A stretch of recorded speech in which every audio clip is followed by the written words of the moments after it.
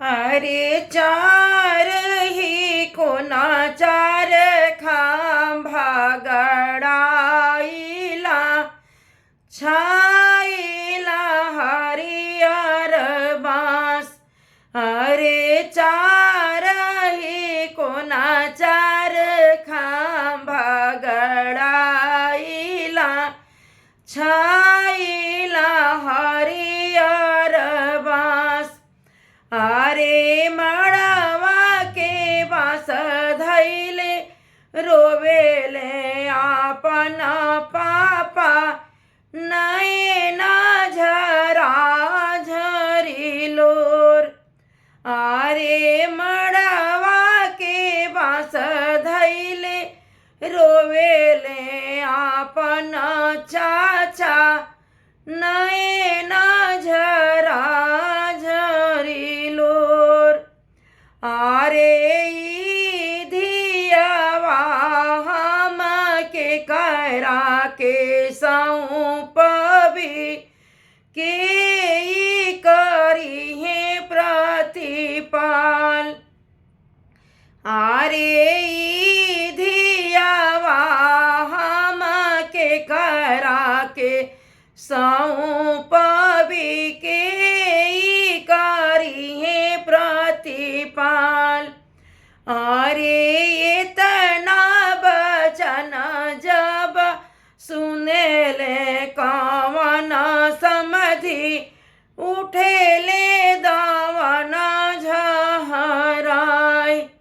अरे ई धियावा समधि हमरा के सौंपबी हम ही करबी प्रतिपाल। अरे ई धियावा समधि हमरा के सौंपबी हम ही करबी प्रतिपाल। अरे बीचे आंगनवा में आमा जे रोवेली नैना झरा झरिलोर। अरे बीचे आंगनवा में चाची जे रोवेली नैना झरा झरिलोर। अरे ई धियावा हम के करा के सौंपबी के ई करी है प्रतिपाल। अरे ई धियावा हम के करा के सौंपबी के ई करी है प्रतिपाल। अरे अपना चौक पर से बोले ले सुंदर दुल्हा ओठवा से चुवेला पान। अरे चौका ऊपर भैले बोले ले सुंदर दुल्हा ओठवा से चुवेला पान। अरे ई धियावा सासु हमरा के सौंपबी हम ही करबी प्रतिपाल। अरे ई धियावा सासु हमरा के सौंपबी हम ही करबी प्रतिपाल।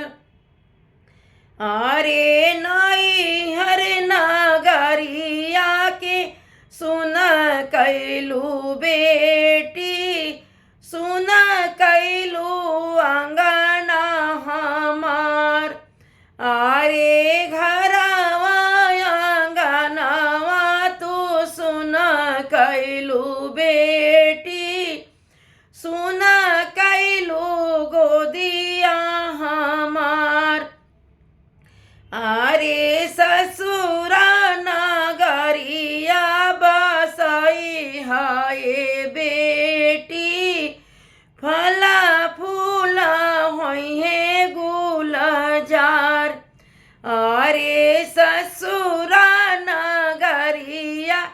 बसाई हाय बेटी